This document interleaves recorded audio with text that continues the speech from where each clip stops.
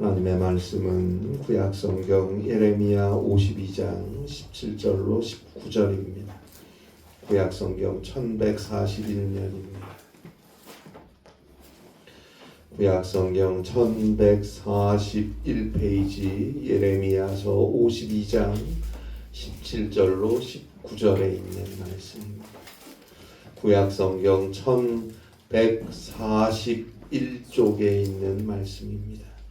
예레미야서 52장 17절부터 19절까지 있는 말씀입니다.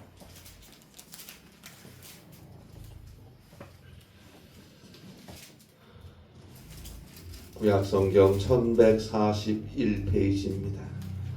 예레미야서 52장 17절로 19절까지 우리 함께 한 목소리로 봉독합니다. 갈대아 사람은 또 여호와의 성전의 두 놋기둥과 받침들과 여호와의 성전의 놋대야를 깨뜨려 그 놋을 바벨론으로 가져갔고 가마들과 부삽들과 부집개들과 주발들과 숟가락들과 섬길 때에 쓰는 모든 놋그릇을 다 가져갔고 사령관은 잔들과 화로들과 주발들과 솥들과 촛대들과 숟가락들과 바리들 곧 금으로 만든 물건의 금과 은으로 만든 물건의 은을 가져갔더라. 아멘.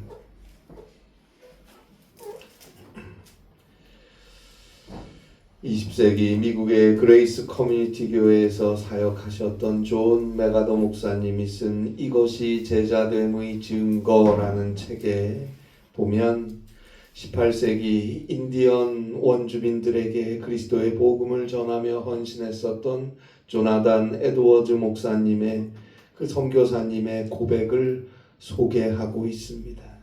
그 고백은 이렇습니다. 나는 나 자신에 대해 어떠한 권리도 주장할 수가 없다. 내 이해력이나 의지나 내 안에 있는 감정, 또 내 몸이나 혀나 손이나 발, 귀, 눈과 같은 지체들 이 모든 것을 내 것이라 할 수가 없다. 나는 이 모든 것을 주님께 드렸고 나를 위해서는 아무것도 보류해 두지 않았다. 나는 내 생이 끝날 때까지 힘을 다해 세상과 정욕과 악에 대적하여 싸울 것이다.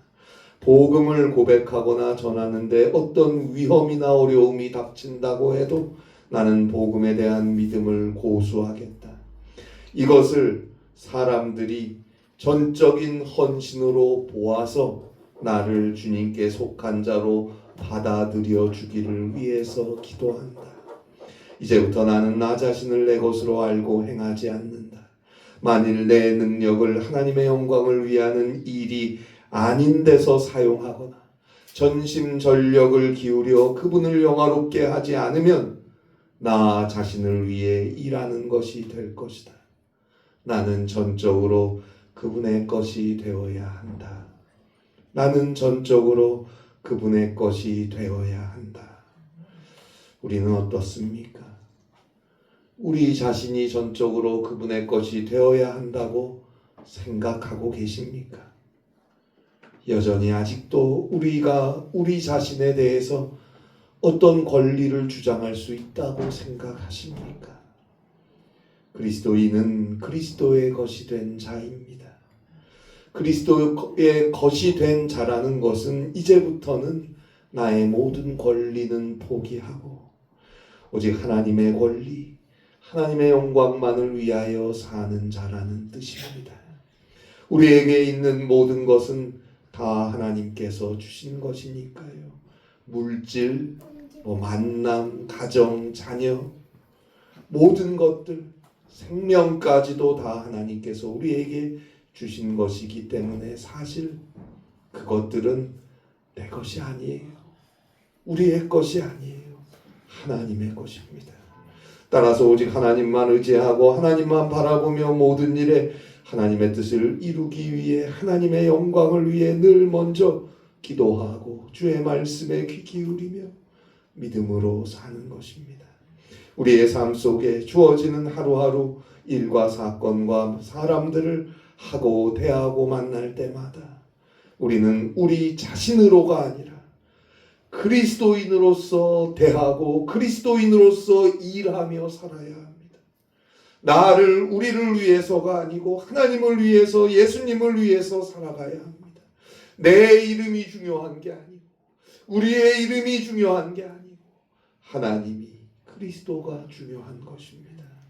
앞서 본 선교사 조나단 에드워즈의 신앙 고백처럼 우리도 사람들이 우리의 전적인 헌신을 보고 우리를 주님께 속한 자로 알아주기를 위하여 기도해야 합니다. 우리가 하고 있는 일들, 우리의 하루하루가 큰 일인지 작은 일인지가 중요한 게 아니에요. 우리의 하루하루를 얼마나 하나님의 뜻을 따라 살아가느냐가 중요한 것입니다. 빈자와 고아의 어머니로 오늘날까지 많은 이들의 존경을 받고 있는 마더 테레사가 쓴 단순한 길이란 에세이에 보면 나는 큰 일을 하지 않는다. 나는 작은 일을 큰 사랑으로 한다. 라는 고백이 나옵니다. 나는 큰 일을 하려고 하지 않는다. 나는 내게 주어진 작은 일을 큰 사랑으로 한다. 사랑하는 여러분, 우리의 삶도 우리 자신도 다 하나님이 주신 삶이고 하나님의 것이라면 사실 큰일 작은 일이 어디 있습니까?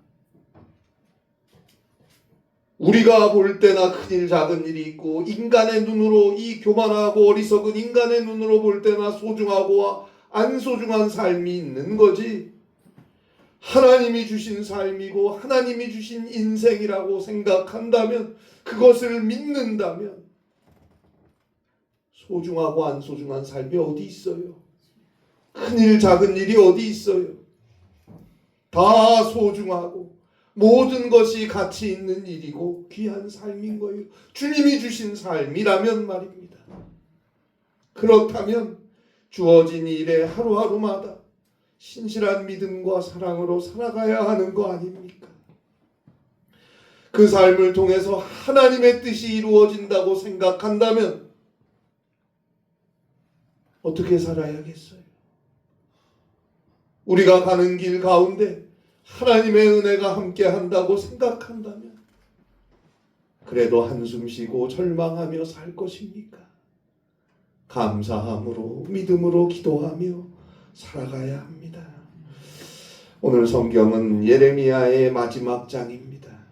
열왕기하 24장 18절부터 25장 10절까지 25장 30절까지 나오는 유다 왕국의 마지막에 대한 역사적 기록들이 예레미야서 52장 1절부터 마지막 절인 34절까지 나와 있습니다. 사실 하나님의 선지자 예레미야의 마지막 말은 우리가 보는 예레미야 52장 바로 앞장인 예레미야 51장에서 끝납니다.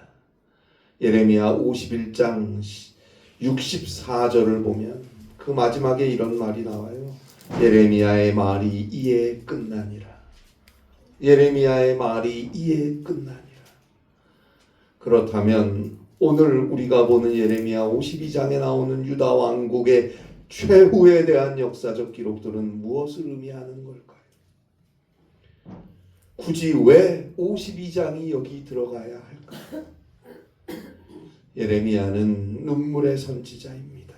예레미야는 자신보다 앞서서 또 자신의 동시대의 많은 하나님의 선지자들과 마찬가지로 회개하라 회개하라 회개하라 회개하고 하나님의 말씀으로 돌아오라, 주께로 돌아오라, 그래야 살리라. 회개의 복음, 하나님의 말씀을 전하고 전했지만 유다 백성들은 끝내 듣지 않았습니다. 세상과 물질과 탐욕과 이기심, 자기 생각과 자기 고집, 사람의 소리를 따라 자기 갈 길 가기 바쁜 삶을 살면서 우상 숭배를 서슴지 않고 행했어요. 그 유다 백성들에게 예레미야는 하나님의 심판을 예언했습니다. 예루살렘에 피할 수 없는 멸망을 선포했어요. 이 예레미야의 선포가 듣기 싫었던 유다 백성들과 당시 종교 지도자들은 예레미야를 심하게 핍박했습니다. 예레미야를 수시로 감옥에 가두고 심하게 때리고 모진 고문과 박해를 가하고 심지어는 죽이려고까지 몇 차례 시도했습니다. 예레미야는 너무너무 슬펐어요. 하나님이 선택하신 민족, 하나님의 백성이라고 하면서도 도무지 하나님의 말씀을 듣지 않고 도무지 자기 생각을 꺾지 못하고 회개하지 못하는 유다 백성, 그러한 자기와 같은 그 민족을 향한 분노가 있고 슬픔이 있고 안타까움이 있었어요. 그래도 하나님이 선택하신 백성이고 동족이고 나라인데 하나님을 모르는 저 이방 나라 바벨론의 느부갓네살에 의해서 무참하게 짓밟혀야 한다는 사실을 또 바라보며 예레미야는 큰 절망과 한탄을 했어요. 그래서 예레미야는 하나님 어찌하여 이런 일이 있을 수 있습니까? 울부짖으며 처절하게 주님께 호소했습니다. 그러나 예레미야는 그 고난과 심판 너머에 있는 하나님의 사랑과 하나님의 공의와 하나님의 뜻을 바라보았습니다. 결국 하나님께서 바벨론을 멸해버리시고 회개하고 하나님께로 돌아오고자 하는 유다 백성들을 회복시켜 주실 것이다 라는 소망을 발견하게 되었습니다. 예레미야의 예언은 거기서 끝났습니다. 그것이 예레미야 51장 64절에 나오는 예레미야의 마지막 말입니다. 그러나 예레미야의 사역이라는 게 대부분이 피할 수 없는 자기 나라, 유다 나라, 예루살렘의 멸망에 초점이 맞추어져 있었기 때문에 예레미야의 그 긴 예언을 뒷받침할 수 있는 역사적 사실에 대한 기록이 필요했어요. 그래서 오늘 성경 예레미야 52장에서 유다 나라 예루살렘의 비참한 역사적 사실, 그 마지막 모습에 대해서 있는 그대로 열거해 놓은 것입니다. 그래서 52장이 있는 것입니다. 그러면 예레미야서를 통해서 하고 싶었던 말은 무엇일까요? 그것은 우상 숭배에 대한 경고입니다. 우상 숭배에 대한 경고예요. 우상 숭배라는 것이 꼭 어떤 형상을 만들어 놓고 어떤 다른 신을 이렇게 놓고서 거기에 절하는 것만 우상 숭배가 아니에요. 오늘 21세기 현대 우리가 직면하고 살아가는 이 세상은 온통 우상의 세상 아닙니까? 성공의 우상, 운동의 우상, 연애의 우상, 공부의 우상, 과학과 기술과 돈과 명예, 쾌락, 신념, 헤아릴 수 없는 우상들이 넘쳐나는 시대입니다. 보세요. 현대에 있어서 권력을 추구하는 우상 숭배는 자기 나라의 이익이라는 가면을 쓰고 행해지는 우상 숭배인데요. 이 우상 숭배를 합리화하기 위해서 종종 법과 질서 유지라는 또 다른 가면을 씁니다. 또한 경제개발이라는 우상 숭배는 종종 생활 수준을 보호하기 위해서라는 가면을 쓰기도 합니다. 우리 개개인도 삶 속에서 하나님보다 더 중요하게 여기고 하나님보다 더 좋아하고 더 마음이 가고 더 따라가는 우상들이 얼마나 많습니까? 심지어 신앙생활에서도 개인의 영성을 아주 안이하고 나태하게 후퇴시키는 우상 숭배가 있어요. 여러분, 나의 하나님이란 말이 얼마나 아름다운 말이고 얼마나 든든한 말이고 얼마나 설레이는 복된 신앙의 고백입니까? 주는 나의 하나님입니다. 이게 얼마나 귀한 신앙 고백입니까? 그런데 이 나의 하나님이라는 이 아름답고 복된 신앙 고백을 이기적이고 자기중심적으로 해석을 하고 이것을 자기만을 위해서 붙잡아서 그저 자신의 안위와 자신의 편리만을 위한 신앙의 고백으로 치부하고 만다면 자칫 나의 하나님이란 그 아름답고 그 복된 신앙 고백이 우상 숭배로 변질될 수도 있는 거 아닙니까? 그래서 나 하나만, 내 가족만, 그냥 나만 잘 되면 그만이고 이웃도 사회도 나라와 민족도 세상도 어떻게 되든 말든 아무 상관없는 자로 신앙생활한다면 그것은 올바른 믿음의 길이 아니에요. 우상 숭배라는 것은 한마디로 온 세상과 우리 모든 사람들의 삶을 다스리시고 주관하시고 통치하시는 하나님 대신에 어떤 사람, 어떤 것을 우리 삶의 중심에 혹은 나를 우리 삶의 중심에 있게 하는 것, 그것이 우상 숭배입니다. 회개해야 합니다. 회개하고 오직 우리의 삶의 중심에 내가 아니고 그 누구 그 무엇이 아니고 하나님께서 그리스도께서 서 계셔야 합니다. 오직 주의 말씀이 먼저인 삶을 살아가야 해요. 그 옛날 유다나라 유다 백성들은 하나님을 온전히 바라보고 섬기고 하나님의 뜻을 따라 회개하고 사랑하며 오직 하나님의 말씀대로 함께하는 삶을 살지 못하고 이런저런 우상에 빠져서 우상을 쫓아서 살았어요. 그것이 눈에 보이는 것이건 눈에 보이지 않는 것이건 말입니다. 자, 이런 유다 나라는 바벨론 느부갓네살에 의해 기원전 587년에 패망을 당했고 유다의 마지막 왕 시드기야는 두 눈이 뽑힌 채 놋사슬에 결박되어서 바벨론에 끌려가서 죽는 날까지 감옥에 갇혀 있었고 또 많은 유다 백성들은 죽었고 나라를 잃고 세계를 떠도는 난민이 되었고 세 차례에 걸쳐서 많은 유다 백성들은 바벨론의 포로로 잡혀갔어요. 그리고 예루살렘 성은 무너졌어요. 이러한 유다 나라의 최후가 오늘 성경 예레미야 52장 1절부터 그 역사적 사실 그대로 쭉 나오고 있습니다. 그 중에 오늘 우리가 볼 것은 예레미야 52장 17절부터 나오는 하나님의 성전이었던 거룩한 성 예루살렘의 붕괴와 그 성전 안에 있었던 성물들의 추락입니다. 오늘 성경 예레미야 52장 17절입니다. 갈대아 사람은 또 여호와의 성전의 두 놋기둥과 받침들과 여호와의 성전의 놋대야를 깨뜨려 그 놋을 바벨론으로 가져갔고 갈대아 사람은 바벨론 사람을 지칭하는 말이죠.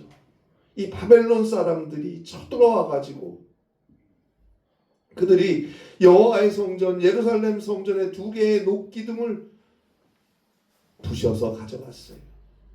솔로몬이 지은 예루살렘 성전에는 야긴과 보아스라는 두 기둥이 있습니다. 높이가 8.1m, 둘레가 5.4m에 달하는 거대하고 웅장한 두 개의 놋기둥입니다. 열왕기상 7장 21절에 보면 성전의 오른쪽에 있는 기둥은 야긴이고 왼쪽에 있는 기둥은 보아스라고 불렀어요.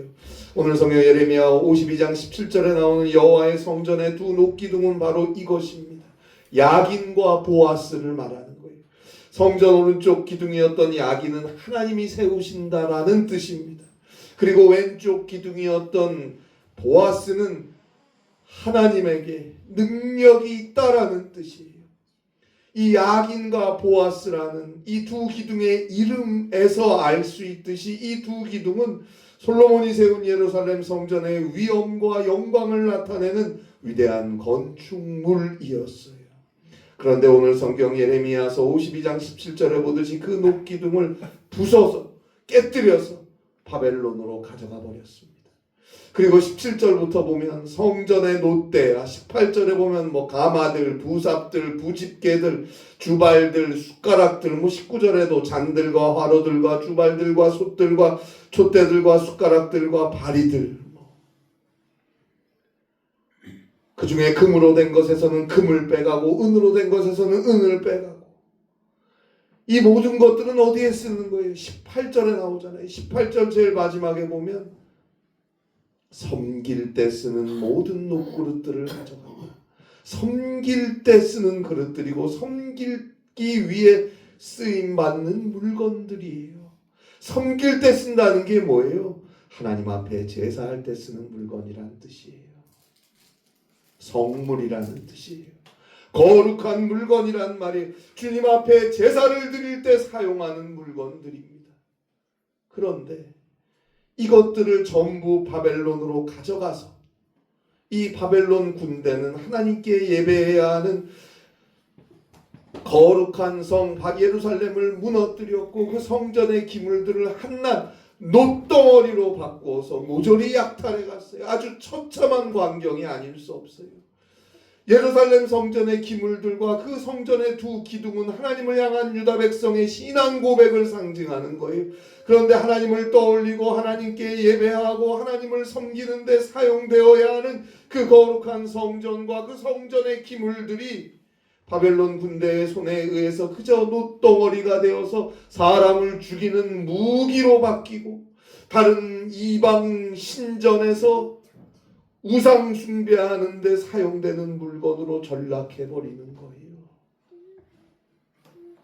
이게 얼마나 수치스러운 일입니까? 이게 얼마나 치욕적인 일입니까? 오늘날 우리 그리스도인들이 주의 이름으로 모이는 이 거룩한 주의 교회, 그리고 우리가 생명처럼 소중히 여기는 하나님의 말씀, 그 성경책, 그리고 주의 십자가와 같은 이런 그 상징들이 그저 허울뿐인 것에 그쳐서는 안 됩니다. 우리가 그토록 소중하게 바라보는 하나님의 임재가 있는 주의 교회가 세상 사람들의 조롱거리가 되어서는 안 돼요. 우리가 그토록 마음에 품고 따르는 성경과 십자가의 길이 세상 사람들의 눈살을 찌푸리게 하는 것으로 치부되어서는 안 됩니다. 예수 믿지 않는 사람들이 바라볼 때도 교회를 보고 성경을 보고 주의 십자가 같은 것을 보며 감히 함부로 할 수 없는 그 거룩함이 그들에게 있어야 되는 거예요. 그러기 위해서 뭐가 중요해요? 내가 중요합니다. 주를 믿는 우리 그리스도인들이 중요한 거예요. 예수님을 믿는 우리의 삶이 중요한 거예요. 우리 그리스도인들이 하나님과 예수님 그리고 교회의 광고입니다. 우리가 그리스도인답지 못하면, 우리에게 하나님을 향한 진실한 사랑이 없으면, 우리에게 이웃을 향한 공의가 없으면, 우리가 섬기는 하나님, 우리가 섬기는 교회, 우리가 따라가는 주의 말씀과 성경, 우리가 바라보는 저 주의 십자가는 그저 허울뿐인 것, 종교적인 물건들이 되고 마는 거예요. 그저 내 이름, 내 삶을 뽐내는 장식품이 되고 마는 거예요. 우리의 신앙과 행동이 일치해야 합니다. 그때 비로소 진정한 의미의 그리스도의 구원과 하나님의 평화의 일들이 이루어지는 거예요. 이 유다 백성들이 회개하지 못하고 주의 말씀대로 신앙의 길을 가며 공의와 사랑의 삶을 살지 못해서 결국은 이처럼 수치스러운 일을 당하는 것 아닙니까? 더 이상 우상 숭배하지 마세요. 더 이상 우상처럼 주님을 섬기지 마세요. 오직 하나님만 바라보고 주님께 기도하고 주님을 의지하며 주의 말씀만 붙잡고 이 땅에서 하나님의 사랑과 공의를 이루어 가야 합니다. 우리가 누구입니까? 우리는 그리스도인입니다. 우리의 모든 것은 다 하나님께로부터 우리에게 주어진 것들입니다. 우리의 삶의 목표는 오직 하나님의 영광입니다. C.T. 스터드 목사님은 예수 그리스도가 나의 하나님이시며 나를 위해 죽으셨다면 그분을 위한 나의 어떤 희생도 결코 크다고 할 수 없다 라고 말했습니다. 우리는 예수 그리스도의 은혜로 죄에서 용서함을 얻고 사망에서 구원을 얻은 자로 오늘을 삽니다. 그분이 나의 모든 것이 되십니다. 오직 주님을 위해 사는 거예요. 자꾸 우상들에게 끌리고 우상들에게 한눈 팔지 말고 나라는 우상에 자꾸 집착하지 말고 오직 하나님만 바라보며 믿음으로 진실하게 나아갈 때 우리를 통해서 하나님께서 영광 받으시고 하나님께서 우리를 진정한 축복과 평화의 길로 인도해 가실 것입니다. 이 은혜가 함께 하시기를 바랍니다. 기도하겠습니다. 하나님 아버지, 어려운 시절 혼탁한 세상 속에 그리스도의 은혜와 하나님의 크신 사랑으로 구원받은 주의 자녀로 부름받은 우리들을 믿음 지킬 수 있게 하시고 성령께서 함께하여 주셔서 이 험한 세상에서 그리스도의 빛된 자로 승리할 수 있게 하여 주시옵소서. 나로 인해 우리로 인해 교회와 하나님께 주님께 영광이 돌아가게 하시고 하나님의 뜻이 이루어질 수 있는 귀한 생을 주와 함께 살아갈 수 있게 하여 주시옵소서. 주여 함께하여 주시옵소서. 성령의 능력을 허락하여 주시옵소서. 예수님의 이름으로 기도합니다. 아멘.